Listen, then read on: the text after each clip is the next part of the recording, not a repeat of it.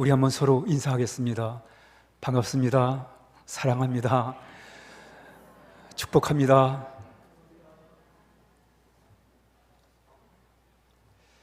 예수님이 십자가에 달려 고통을 겪고 있습니다.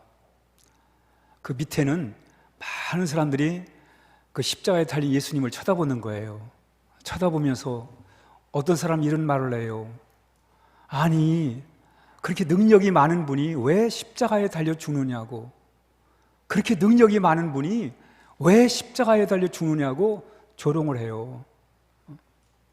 또 어떤 사람은 아니, 남은 구원해 놓고 남은 질병도 고쳐주고 기적을 베풀어 가지고 남은 도와주면서 왜 자신은 구원하지 못하느냐고 또 이렇게 조롱을 하는 거예요. 왜 남은 구원하면서 자신은 십자가에 달려 죽느냐고 이렇게 얘기를 하는 거예요.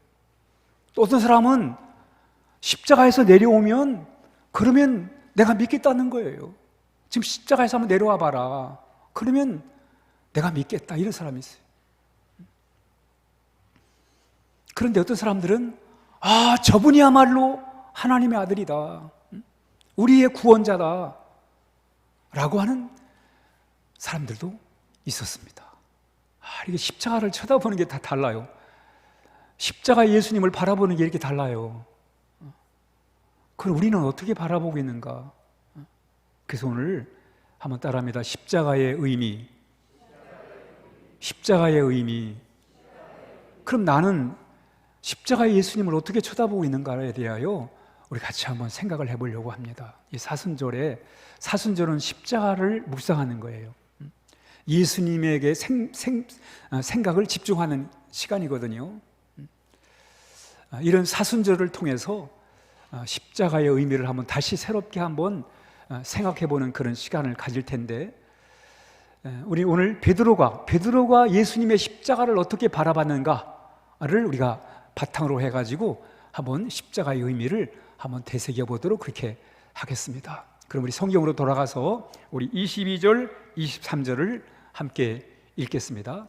시작. 그는 죄를 범하지 아니하시고 그 입에 거짓됨도 없으시며 욕을 당하시되 맞대어 욕하지 아니하시고 고난을 당하시되 위협하지 아니하시고 오직 공의로 심판하시는 이에게 부탁하시며 그랬어요. 그런데 끼기도 하고 여러 말씀들이 들어가 있어가지고 확 이해가 안 가요. 그래서 좀 쉬운 성경으로 다시 읽어보겠습니다. 현대인의 성경 시작.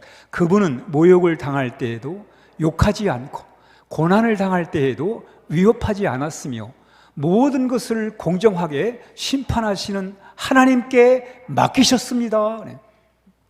지금 예수님이 십자가에 달리는데 사람이 막 모욕을 하는 거예요. 막 욕을 하는 거예요. 근데 예수님은 그 사람들에 대해서 같이 욕을 하지 않아요. 아니, 예수님이 지금 얼마나 억울하게 십자가에 지금 달려서 고통을 당하고 있습니까?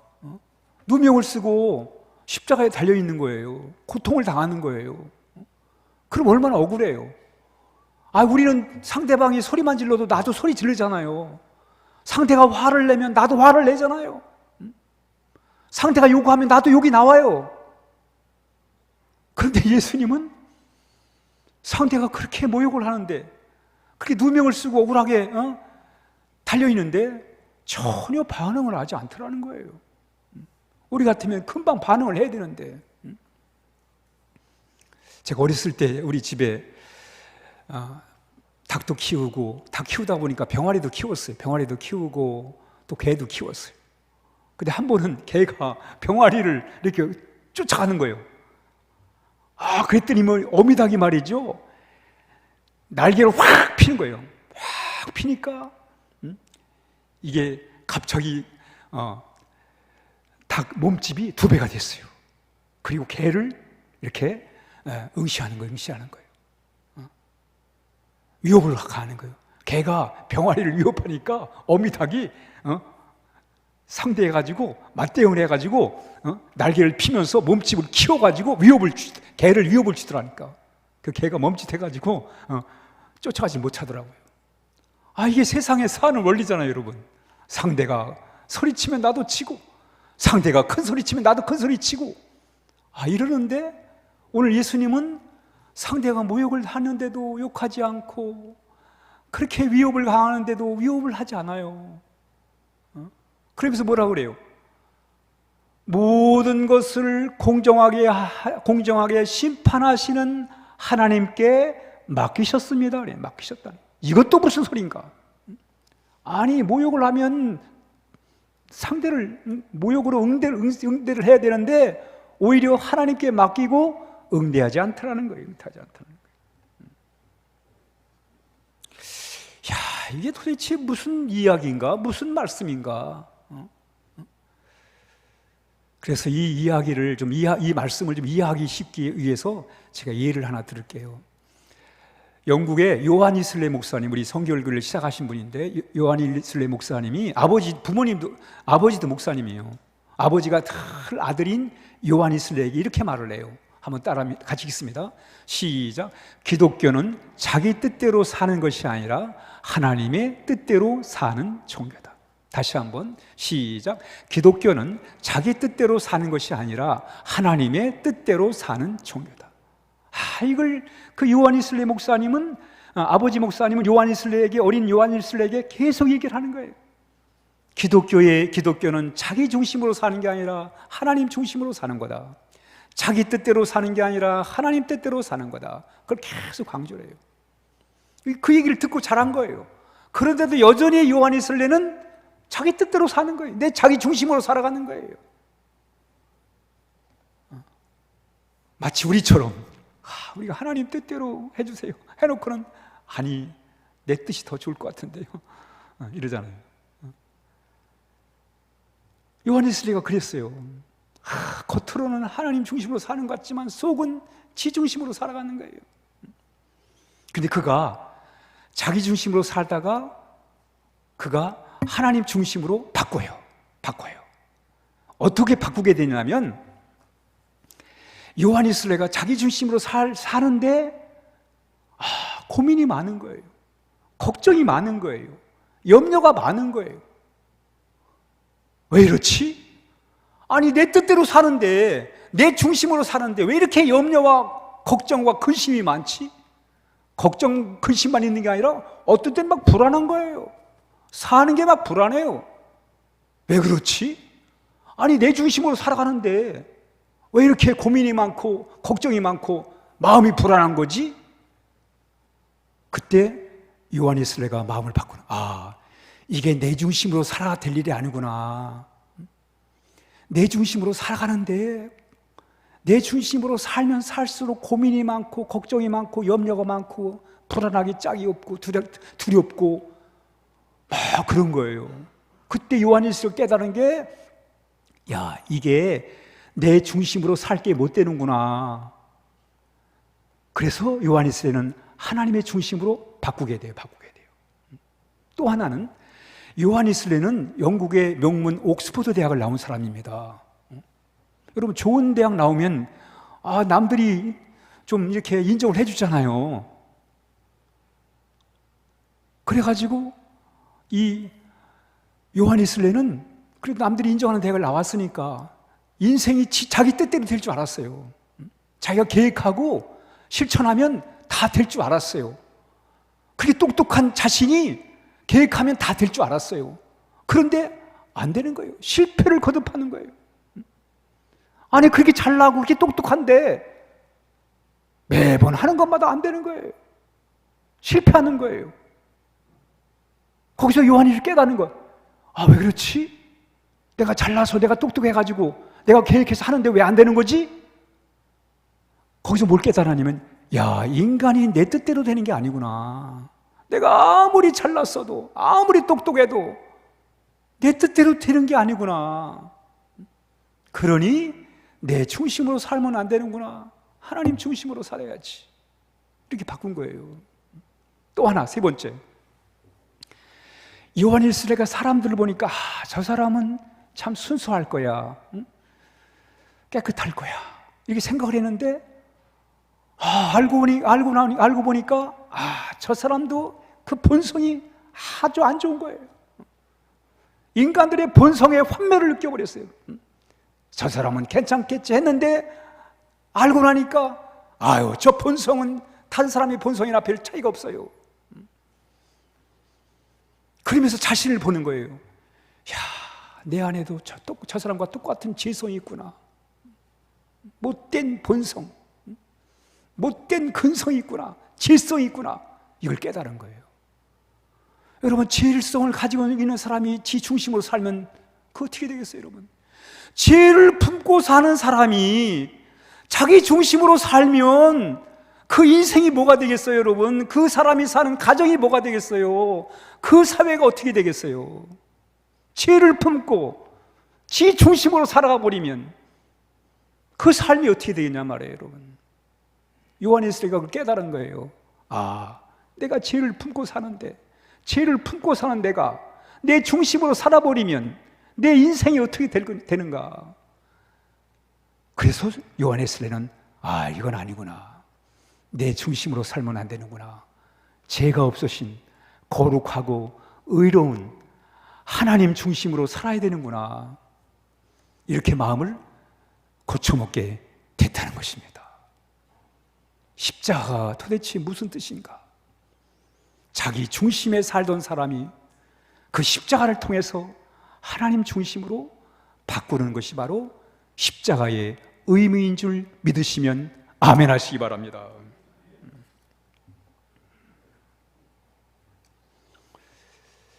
예수님이 그러잖아요, 여러분.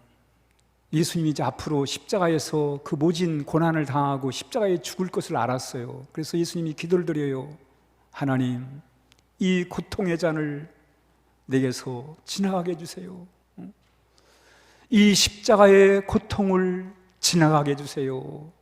그러면서 뭐라 그래요?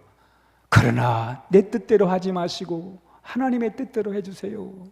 하나님의 뜻대로 하세요. 하나님의 중심, 자신의 중심에서 하나님의 중심으로 이렇게 하나님 앞에 기도를 드려요.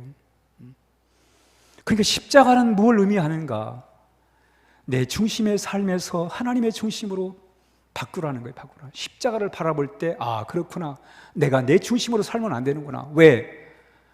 내 중심으로 살아봐야 근심 걱정이 끝이 없어요. 여러분, 똑똑한 사람이 근심이 더 많아요. 여러분, 잘난 사람이 걱정이 더 많습니다. 인생 사는 게 불안한 게 더 많아요. 여러분, 잘난 사람이, 똑똑한 사람이 더 불안하고 더 걱정이 많고 더 근심이 많은 거예요. 그렇다고 여러분, 인간이 내 맘대로 됩니까? 안 되잖아요. 또 우리 안에는 우리의 마음의 질성이 있잖아요. 그래서 바로 우리가 십자가를 바라볼 때 아, 이 십자가는 바로 내 중심에서 하나님의 중심으로 옮기는 게 바로 그게 십자가라는 것을 오늘 우리에게 말씀하고 있습니다. 따라합니다. 내 중심으로 살지 말고 하나님의 중심으로 살자. 그게 십자가의 의미입니다. 두 번째, 24절 베드로전서 2장 24절 시작. 친히 나무에 달려 그 몸으로 우리 죄를 담당하셨으니 됐습니다. 예. 십자가가 도대체 무슨 의미가 있는가? 여기 보니까 친히 나무에 달렸다는 건 십자가에 달렸다는, 예수님이 십자가에 달린 모습을 나무에 달렸다 이렇게 표현하는 거예요. 예수님이 친히 나무에 달려 그 몸으로, 예수님의 몸으로 우리 죄를 담당하셨다는 거예요, 여러분. 그러니까 예수님이 십자가를 지신 것은 예수님이 무슨 잘못해가지고 무슨 살인죄를 져가지고 또 아니면 무슨 강도짓을 해가지고 예수님이 그 벌을 받기 위해서 십자가에 달린 게 아니라 예수님은 죄가 없으신 분이세요. 죄가 없으시는데 왜 그럼 십자가에 달려 죽으셨느냐? 오늘 얘기 나오잖아요. 우리 죄를 담당했다는 거예요. 대신 우리의 죄를 뒤집어 씌웠다는 거예요. 뒤집어 씌웠다는 거예요. 아멘? 여러분, 기독교의 진리는 바로 이게 핵심의 진리예요. 예수님이 우리 죄를 다 뒤집어 썼다는 거예요. 썼다는 거예요. 이게 믿어지는 거예요, 여러분. 이게 믿어져가지고 야, 이게 하나님의 사랑이구나. 이게 바로 하나님의 용서구나. 여러분, 우리는 용서가 다 필요한 사람들이에요. 용서를 받고 살아야 돼요, 여러분. 우리는 용서가 필요 없는 사람들을 한번 보세요. 어떻게 사는가. 용서가 필요 없다고 생각하는 사람들은 말이죠, 자기 멋대로 살잖아요. 온갖 죄를 다 악행을 행하면서도 용서가 필요 없다는 거예요, 여러분.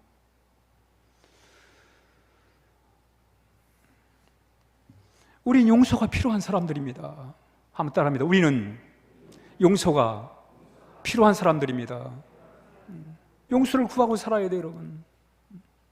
물론 세상은 뻔뻔스럽게 살아야 되고 뭐 용서를 구하는 게 아니라 오히려 잘못을 해놓고도 더 당당하게 소리를 쳐야 이름이 날리고, 이름이 날려야 한 자리 차지하고, 그런 세상이에요, 여러분. 그러니까 우리 세상이 싫지요.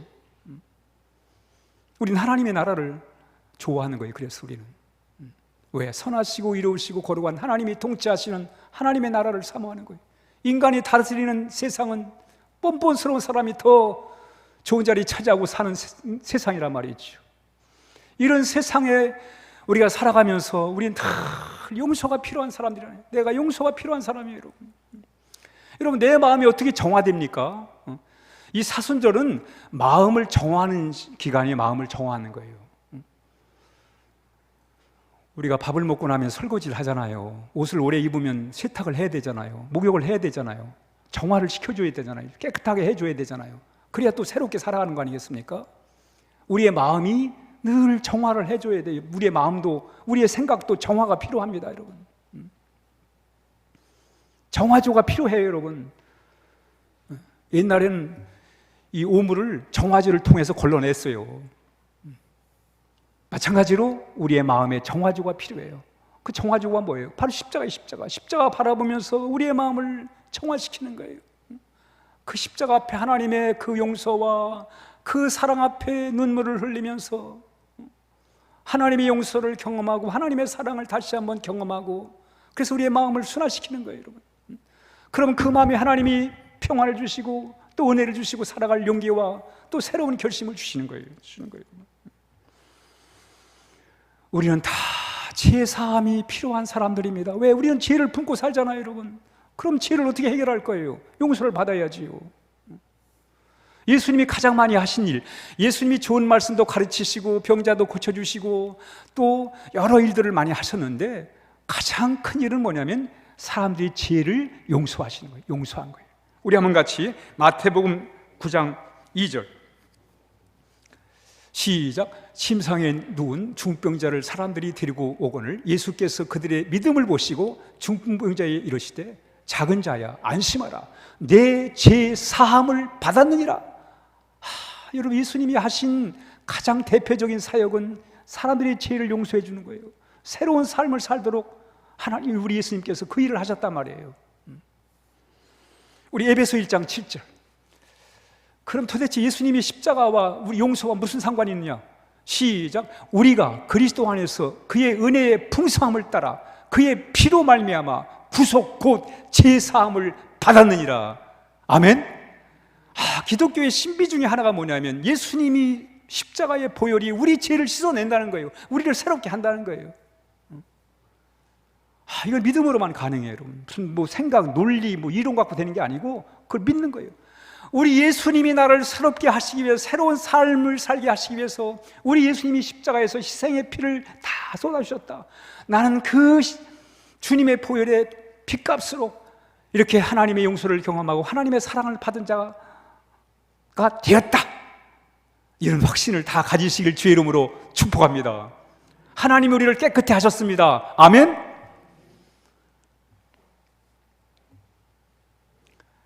여러분, 죄는 털고 살아야 돼요, 여러분. 죄를 안고 살면 안 돼요. 근데 죄가 잘 안 털려요, 여러분. 죄가 잘 안 떠나갑니다, 여러분. 우리나라 그 판소리 12마당이라는 게 있는데 그 중에 하나가 뭐냐면 병강세 타령이에요. 병강세 타령. 병강세 타령에 이런 얘기가 나와요. 병강세가 죽었어요. 죽어서 이제 장례를 치러야 되는데 아무도 병강세의 시신을 이렇게 지고 갈 사람이 없어요. 그런데 한 사람이 병강세의 시신을 이제 짊어지고 장례를 치러 가는 거예요. 가서 이제 장례를 치르기 위해서 이제 시체를 내려놔야 되는데 이놈의 시체가 떨어지질 않는 거예요. 떨어지질 않아요. 아무래도 안 떨어지는 거예요, 여러분.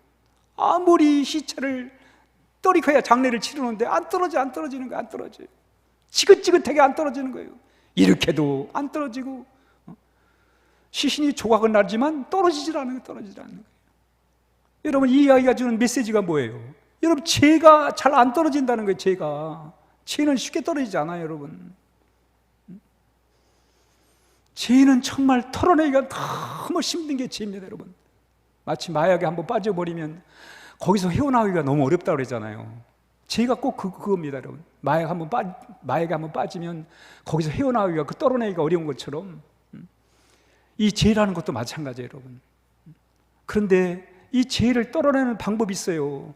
아무리 고행을 하고 마음의 수양을 쌓아도 잘 안 돼요, 여러분. 그런데 이걸 떨어내는 방법이 있는데, 이 철로역정에 보면 크리스찬이 이 망할 토속, 장망 속에서 떠나가지고 천국으로 가는 과정에 이 죄짐을 지고 가요. 이 죄짐이 해결이 안 돼가지고 짐을 지고, 죄짐 보따리를 지고 가는 거예요. 가는데 이 죄짐이 먼 거리를 가는데 이게 너무 힘든 거예요. 한 번은 수렁구덩이에 빠져버렸어요. 수렁구덩이에 빠져가지고 헤어나와야 되는데 나오기가 너무 어려운 거예요. 이 가방이, 이 죄 짐보따리가 이 진흙이 묻어가지고 빠져나올 수가 없는 거예요. 그리고 이 죄의 보따리를 해결하기 위해서 신의 산에 들어가가지고 율법도 경험하고 여러 가지를 해요. 수단 방법 여러 가지 합니다. 안 떨어져요. 이 짐이 벗겨지질 않는 거예요. 이 죄의 짐이 벗겨지질 않아요. 그리고 이제 여러 과정을 통해서 이제 저 멀리 언덕에 십자가가 보이는 거예요. 십자가가 보이는데 그 십자가를 향해서 팍 올라가는 거예요. 올라가 거의 십자가에 다다랐을 때, 십자가의 밑에 다다랐을 때 이 죄의 짐이 말이죠, 갑자기 이 크리스찬의 몸에서 뺏겨져 가지고 떼굴떼굴 떨어져 가지고 떼굴떼굴 저 밑으로 시궁창으로 굴러가 버린 거예요. 이때 이 크리스찬이 너무나 자유로운 거예요. 너무나 홀가분한 거예요. 그동안 이 죄의 보따리를 들고 살아가지고 너무 사는 게 힘들고 괴로웠는데, 이걸 다 풀어내니까 너무 자유로운 거예요. 그런데 어디서 그 죄의 보따리가 풀려나갔어요? 십자가 앞에서, 십자가를 통해서. 바로 십자가는 우리의 죄의 보따리를 다 풀어주는 곳입니다. 그래서 여러분, 십자가에서 우리가 뭘 체험해야 돼요? 십자가에서는 우리 주님의 용서와 사랑을 체험할 수가 있는 것입니다. 아멘. 한번 따라합니다. 십자가의 용서와 사랑을 느끼자. 왜 그렇습니까, 여러분? 우리 한번 같이 요한일서 1장 7절입니다. 왜 십자가에서 우리가 이렇게 죄에서 해방이 됩니까? 시작. 그 아들 예수의 피가 우리를 모든 죄에서 깨끗하게 하실 것이요. 아멘. 여러분, 기독교는 이걸 믿는 거예요, 여러분. 이거 참 신비한 일이에요, 여러분.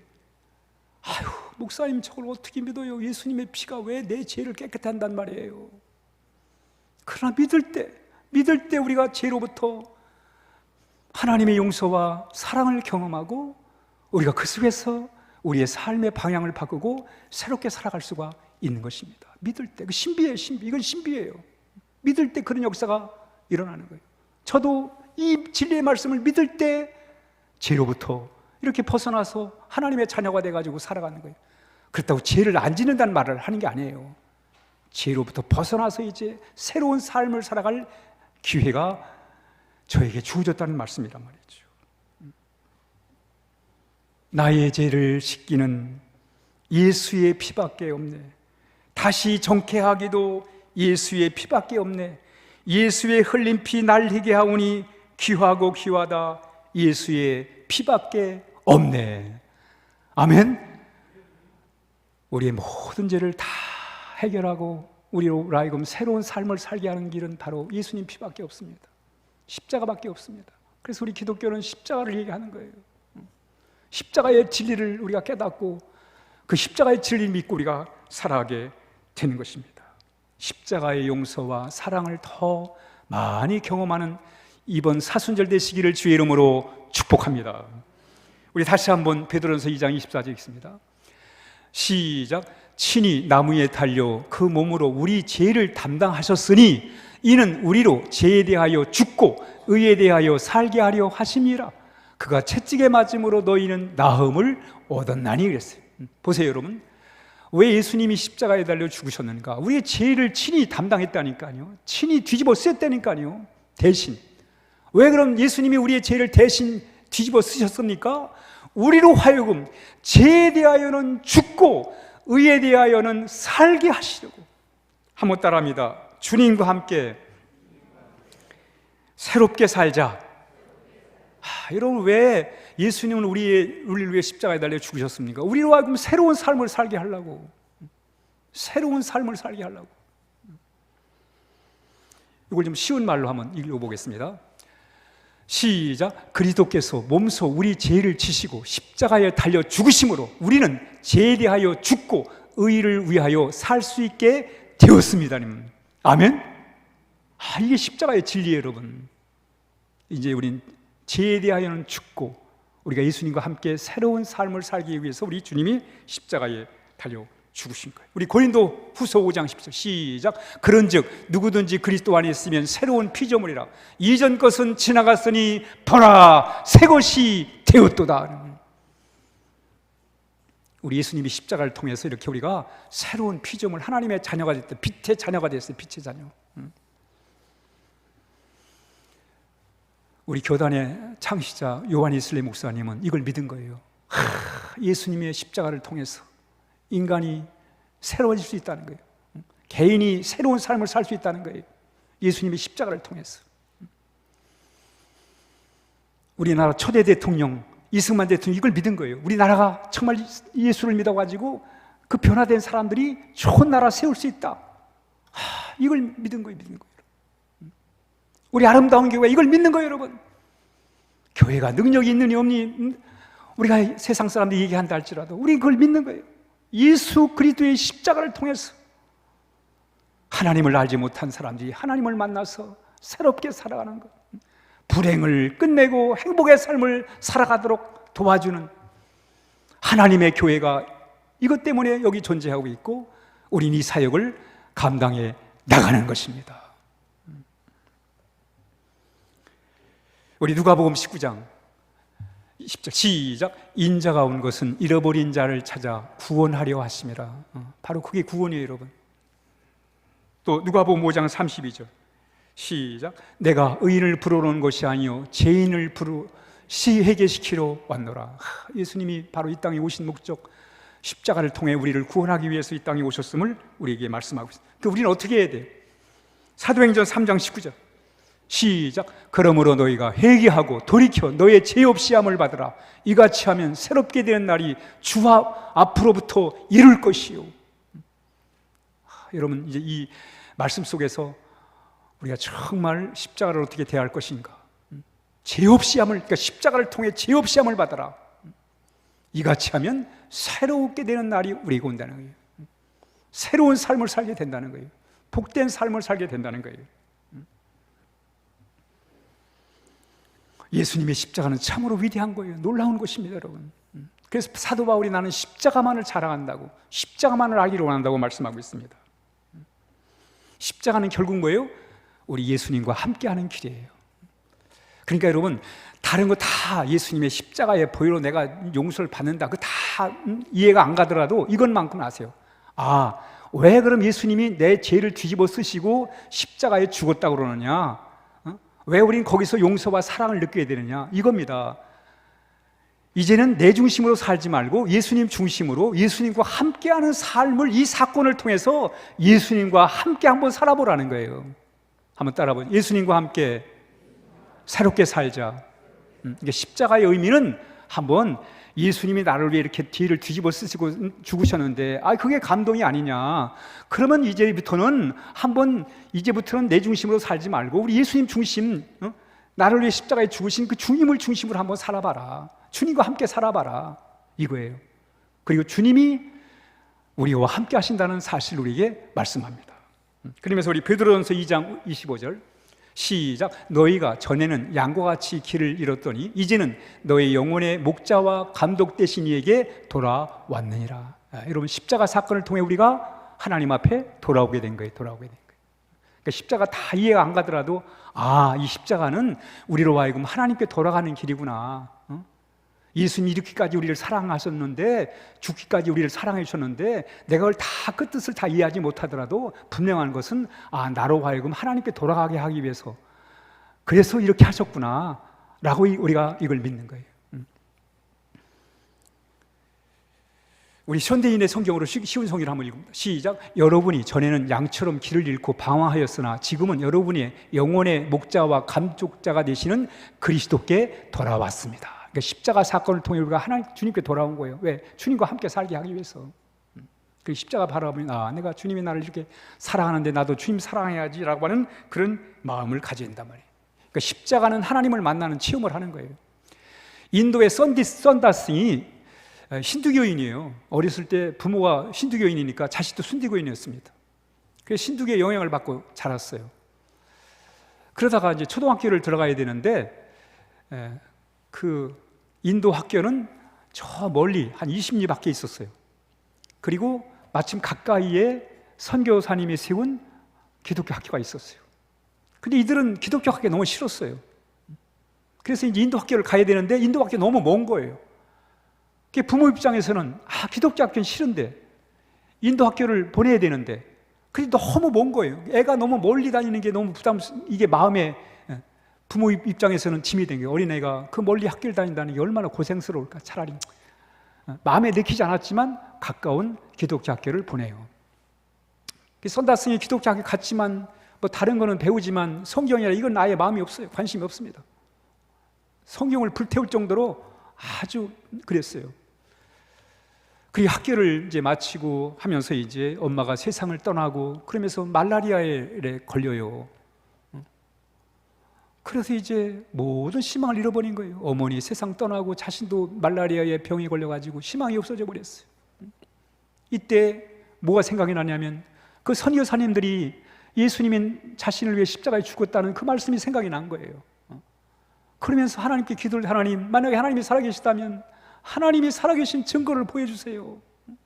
하나님이 정말 살아계시다면 하나님 살아있는 증거를 좀 나에게 보여주세요. 기도를 드려요. 열심히 기도하는데 뭐 반응이 없어요. 하나님의 응답이 없습니다. 이거 안 되겠다. 이제 끝장을 내야지. 뭐 더 이상 살 수도 있는 용기도 없고 살아갈 용기도 없고 힘도 없고. 마침 이 선다스이 사는 집이 앞에가 철도 길이 있었어요. 철로가 있었어요. 이제 하나님 응답 없으면 차라리 내가 내일 아침에는 저 철로에 몸을 던져가지고 이제 인생 끝장 내리라. 그리고 이제 그날 저녁에 생사를 건 기도를 하는, 하나님 살아계시면 만나게 좀 해주세요. 하나님이 살아계시다는 증거를 좀 한번 대주세요. 그리고 기도하다 잠이 들었어요. 새벽 한 5시쯤 됐는데 마음의 음성이 들려오는 거예요. 예수님께서 그렇게 마음의 음성을 들려주세요. 내가 십자가에 죽은 것이 바로 하나님이 살아계신 증거다. 한번 따라합니다. 내가 십자가에 죽은 것이 하나님 살아계신 증거다. 그런데 그 말씀이 확 마음에 와 닿는 거예요. 만나는 거예요. 거기서 예수님을 만나요. 그리고 남은 인생을 주님을 위하여, 우리 선다스는 얼마나 복음 전도자로 우리가 잘 알고 있습니까? 그렇습니다, 여러분. 결국 우리가 주님을 만나는 포인트가 어디냐면 주님의 십자가예요. 주님의 십자가. 십자가의 주님을 만났을 때 비로소 우리는 기독교의 핵심 진리를 깨닫고 핵심 진리를 체험하게 된 것입니다.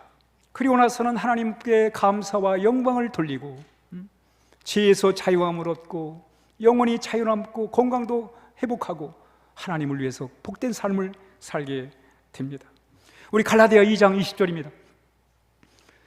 1장 시작. 내가 그리스도와 함께 십자가에 못 박혔나니 그런즉 이제는 내가 산 것이 아니요 오직 내 안에 그리스도께서 사신 것이라.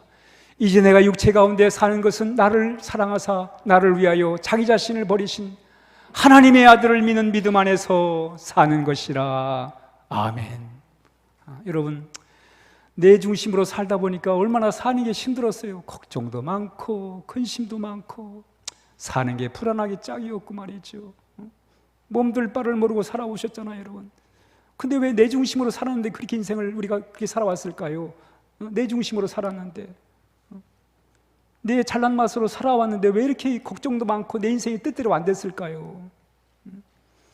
이런 삶을 우리가 경험하면서 이제는 십자가를 통해서 나의 중심에서 하나님 중심으로 내 삶을 방향을 바꾸고, 이제는 하나님 앞에 맡길 때 남들이 소리 지른다고 나도 같이 소리 지르지 말고, 남들이 욕을 한다고 나도 같이 욕드리지 않고 그저 하나님께 맡기고 십자가의 주님 바라보면서 거기서 우리 하나님의 용서와 사랑을 경험하면서, 그래서 날마다 새롭게 살아갈 때 하나님은 마침내 우리에게 복을 줄 것입니다.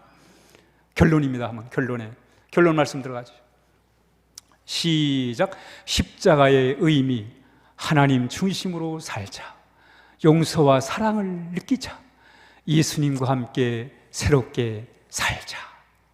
그렇게 사시겠습니까? 기도하겠습니다.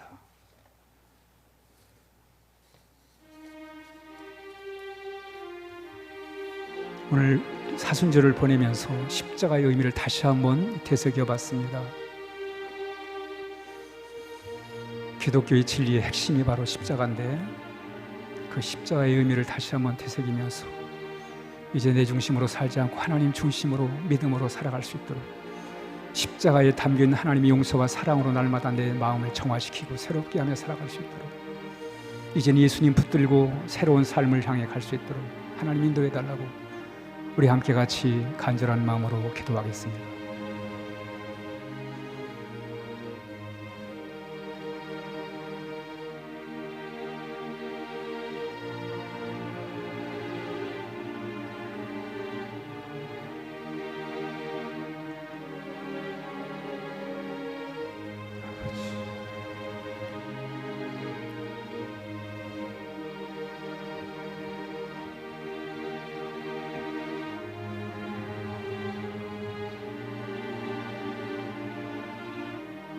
하나님 아버지, 오늘 우리 십자가의 의미를 다시 한번 되새긴 우리들, 내 중심으로만 살지 않게 하시고 하나님 중심으로 살게 하여 주옵소서. 십자가에 담긴 하나님의 무한한 용서와 사랑을 느끼며 살게 하여 주옵소서. 우리 예수님 붙들고 날마다 새롭게 살게 하여서서 마침내 우리 모든 교우들 하나님의 복을 받게 하여 주옵소서. 예수님의 이름으로 간절히 기도하옵나이다. 아멘.